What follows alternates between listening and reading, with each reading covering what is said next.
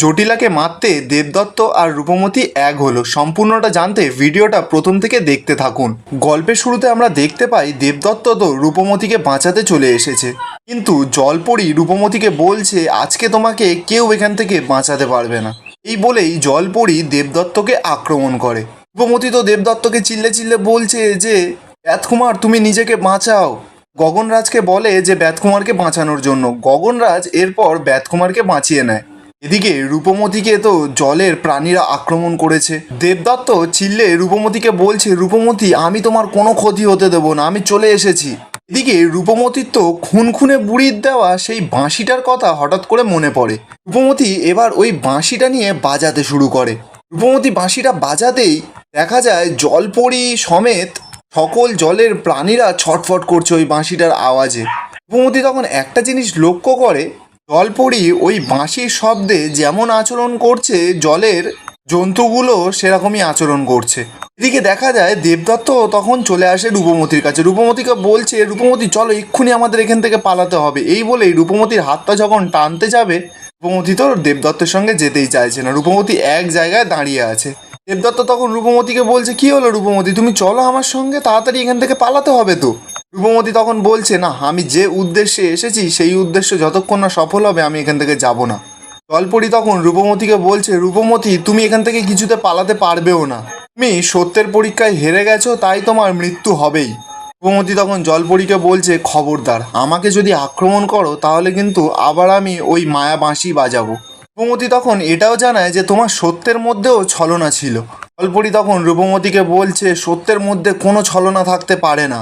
রূপমতি তখন বলছে আমি জানতাম না যে ব্যাতকুমার এখানে আসবে, আর সেটাই আমার অজ্ঞানতা ছিল। ইচ্ছে করে বলা মিথ্যে নয়, তোমার পরীক্ষায় তো ভুল প্রমাণিত হয়েছে, তার মানে তোমার ফলাফলও ভুল। আমি মানি না তোমার এই ফলাফল। জলপরি তখন বলছে তোমাকে একটা না একটা পরীক্ষা তো দিতেই হবে, তোমাকে শেষ পরীক্ষা একটা দিতেই হবে। সেই পরীক্ষায় যদি তুমি অসফল হও তাহলে তোমাকে আর তোমার সঙ্গীকে এই সত্যের নদী গ্রাস করে নেবে।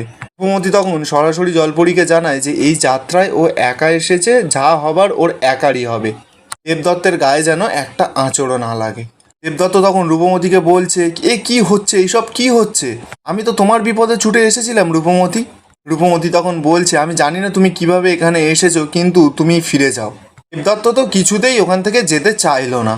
এবার জলপরি রূপমতিকে প্রশ্ন করছে, বলছে এই সত্যের নদীতে লুকিয়ে রয়েছে এক চরম সত্য, তা জলের আড়ালে ঢেকে গেছে, আর তোমাকে এই সত্যকে খুঁজে বের করে সত্যের নদীর সঙ্গে মেলাতে হবে। দত্ত তখন ছুটে গিয়ে রূপমতিকে বলছে মনে হয় জলের তলায় কিছু একটা আছে, এটাই আমাদের খুঁজে বের করতে হবে। রূপমতি তখন সরাসরি না করে দেবদত্তকে, বলছে না, অয়মের কথা ভালো করে তুমি শোনোনি, মানে জলপরীর কথা বলছে আর কি। ও যা প্রশ্ন করেছে সেই প্রশ্নের ভেতরেই উত্তর লুকিয়ে রয়েছে। দেবদত্ত তখন বলছে যে তার মানে? রূপমতি সঙ্গে সঙ্গে ওর চাকু একটা বের করে ওই জলপরীর গায়ে ছুঁড়ে মারে। জলপরি তখন রূপমতিকে বলছে তুমি কি ভেবেছো তুমি আমাকে আঘাত করে পার পেয়ে যাবে? রূপমতি তখন বলছে আমি তোমাকে আঘাত করতে চাইনি, আমি শুধু সত্যের সন্ধান করছিলাম। তোমার জলের অবয়ব যেমন সত্যি, ওই জলজন্তুটাও সত্যি। তোমরা দুজনে একই সত্যের অংশ। জলের তলায় এটাই লেখা আছে যে তোমরা দুজন মিলে গেলেই আমার মুক্তি, আর এটাই তোমার প্রশ্নের উত্তর।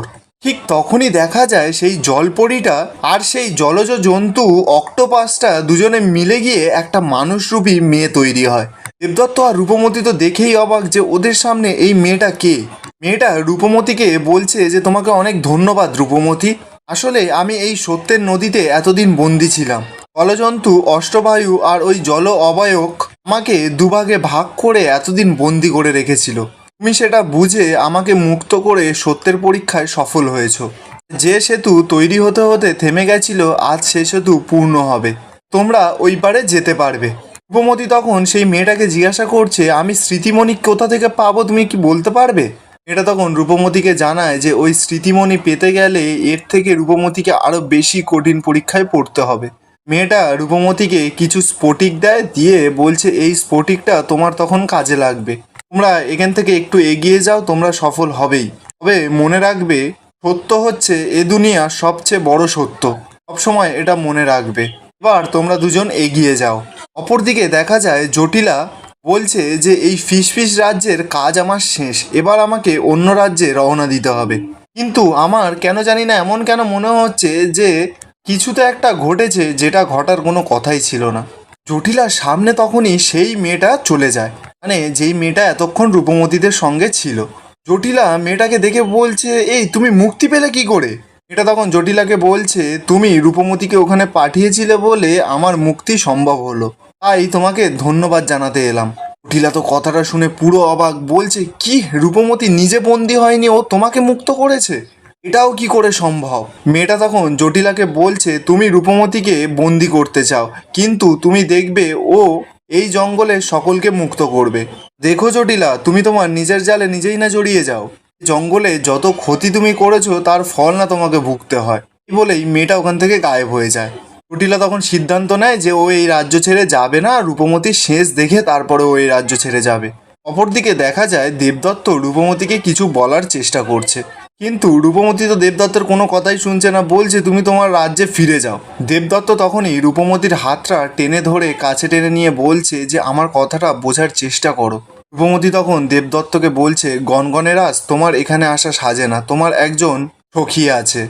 গনগনে রাজ্য তোমাকে অনেকদিন পর পেয়েছে রাজা হিসাবে। দত্ত তখন বলছে যে আমি তো আমার দায়িত্ব ভুলে সেখান থেকে চলে আসিনি, আমি তো এসেছি তোমার বিপদে, তোমার পাশে থাকতে আর তোমাকে রক্ষা করতে। রূপমতী তখন বলছে যে আমার বিপদ তো তোমার কি, তোমার তো আমাকে নিয়ে চিন্তা করার কোনো ব্যাপার নেই। তুমি যে নারীর হাত ধরবে বলে প্রতিজ্ঞাবদ্ধ হয়েছো তার মাঝে অন্য নারীর হাত ধরা কিন্তু তোমার মানায় না। আমি কিন্তু আমার প্রশ্নের উত্তর এখনো পাইনি, তুমি এখানে কিভাবে এলে? দেবদত্ত তো তখন রূপমতীকে বলছে যে তুমি কি আমাকে এই কথাটা বলার সুযোগ দিয়েছো নাকি? আমি তো বারবার করে তোমাকে এই কথাটা বলার চেষ্টাই করছিলাম। এবার দেবদত্ত রূপমতীকে সমস্ত ঘটনাটা বলছে। দেবদত্ত আসলে বিয়ের পরই একটা জাদু আয়না কন্যি তার ঘরে নিয়ে এসেছিল। সেই জাদু আয়নাতে দেবদত্ত দেখতে পায় যে রূপমতী একটা বড় বিপদে পড়েছে, তাই দেবদত্ত গগনরাজকে নিয়ে রূপমতীর কাছে পৌঁছে গেছে। আর এখানেই আজকের এপিসোডটা শেষ হচ্ছে। আপনাদের কি মনে হয়, দেবদত্ত রূপমতীর কাছে এসে ঠিক করেছে নাকি ভুল? কমেন্টে অবশ্যই জানাবেন।